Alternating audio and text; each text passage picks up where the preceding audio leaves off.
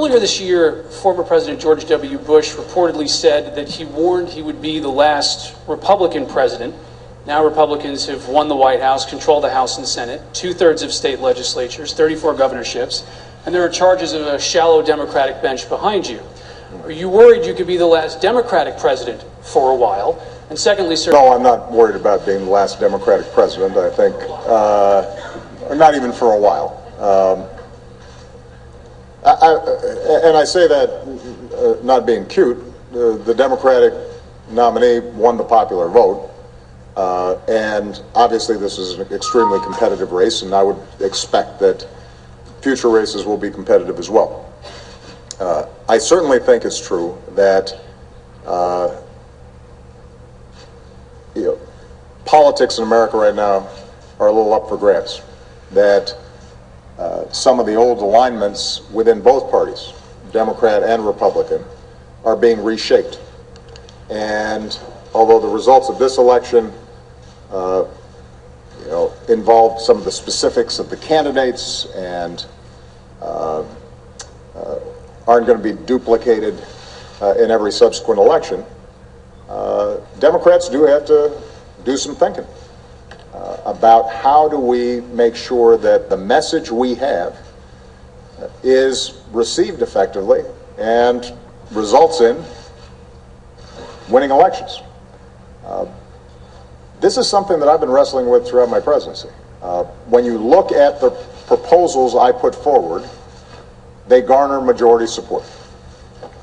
The majority believes in raising the minimum wage. The majority believes in common sense gun safety rules. The majority believes in investing to rebuild our infrastructure and create jobs. The majority believes in making sure that people aren't going bankrupt when they get sick.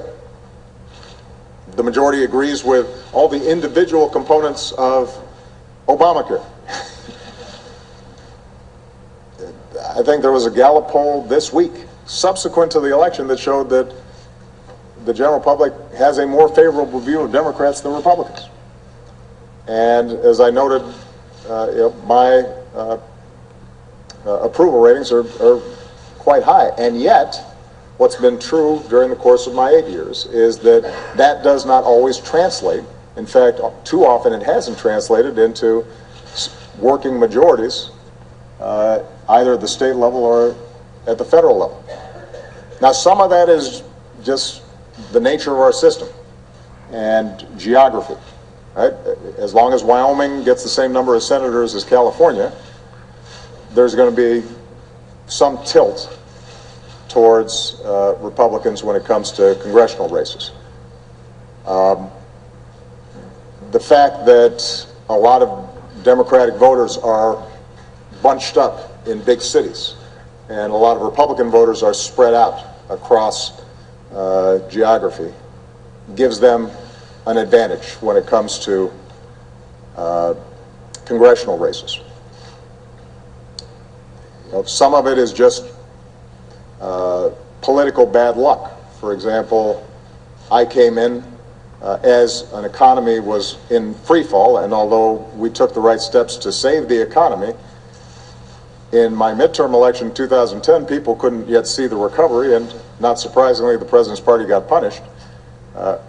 We lost control of a lot of not just congressional seats, but also gubernatorial seats and state legislative seats, and that happened to be the year that the census is done and you start doing redistricting, and those Republicans took advantage of political gerrymandering to lock in majorities, even though in numerous subsequent elections, Democrats have actually cast more votes, or more votes have been cast for Democratic congressional candidates than Republican, and yet you end up having large Republican majorities. So there are just some structural problems that we have to deal with. But look, you can't make excuses about the rules.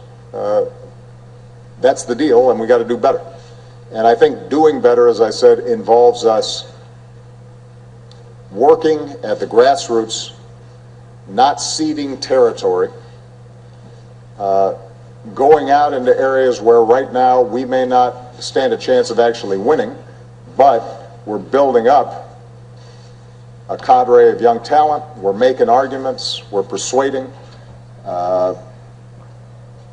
We're talking about the things that matter to ordinary people day to day and trying to avoid some of the constant distractions that fill up people's Twitter accounts. And if we do that, then I'm confident that we'll be back on track. I don't think that there has to be a complete overhaul here. I think that there does have to be better organization, a smarter message.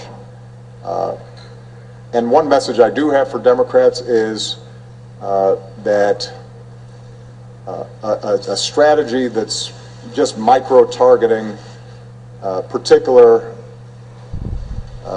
discrete groups